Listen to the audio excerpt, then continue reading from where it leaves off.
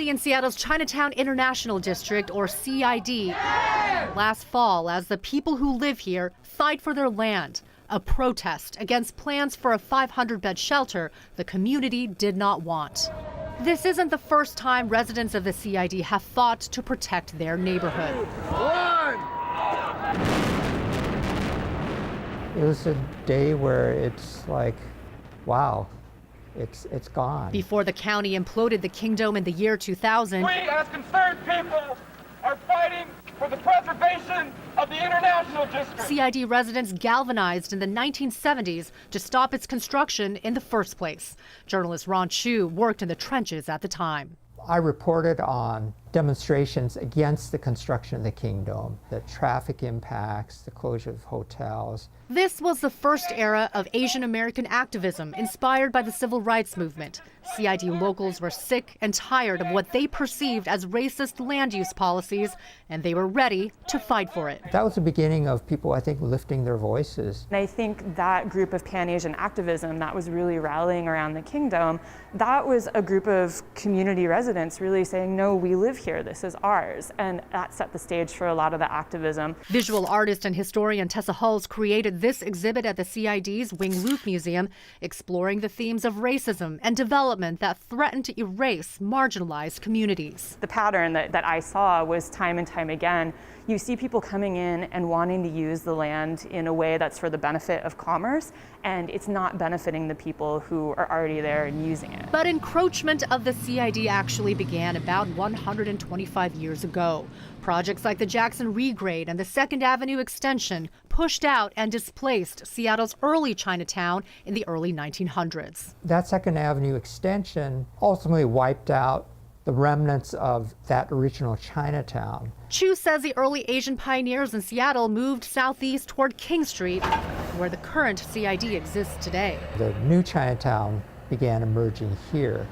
But let's go back to the 1960s. Despite community concerns, a state blazed through the area with an I-5 overpass that sliced the neighborhood in half. And then you can see what got destroyed. And not only what got torn down, but like the connections in the community that got severed.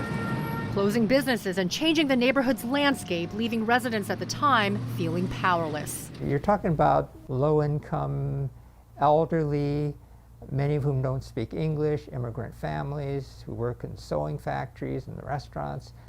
They're not going to push back. They don't even know this is happening. Chu wrote a memoir about his family's roots in Seattle's Chinatown dating back to 1911. He knows of the difficult realities families endured over time. This neighborhood has been trampled upon, ignored, trinketized in many ways. You've mentioned the word trinketized. What does that mean? That's very intriguing. I think there's a danger in how people view Chinatown International District in that this is sort of a tourist destination where you can pick up some souvenirs and get your favorite Chinese exotic food. Because it's not simply restaurants, it's a neighborhood with people living here who have lived here for a long, long time and call this their home. People like Nora Chan, who fondly goes by Auntie Nora. Auntie Nora moved to the U.S. from Hong Kong 37 years ago. She lived in the CID for 20 years. It's common for her to say hello to everyone. I don't feel like they are strangers to me. They don't feel like they are strangers to me either. A widow with 4 children and 13 grandchildren, she now spends her time helping neighbors, regularly delivering food to senior citizens who also call the CID home. But lately, she has something to say to Sound Transit. Big transit is necessary for our Chinatown. Currently, there's one more project that could barrel through the neighborhood. Light rail expansion plans include proposals for a new stop in the CID with a decade of construction that comes with it. And this time, the neighborhood is ready. 10+ years of construction would destroy this neighborhood. Include the CID in transit station placement. Don't leave us out.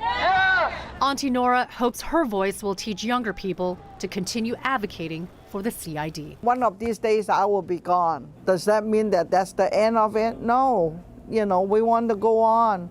But how do we go on is we have to teach our younger generation Some in the CID know that another Sound Transit stop is inevitable, yet another oncoming train that cannot be stopped. Only this time, they want to be included in the conversation. For Facing Race, I'm Christine Pei.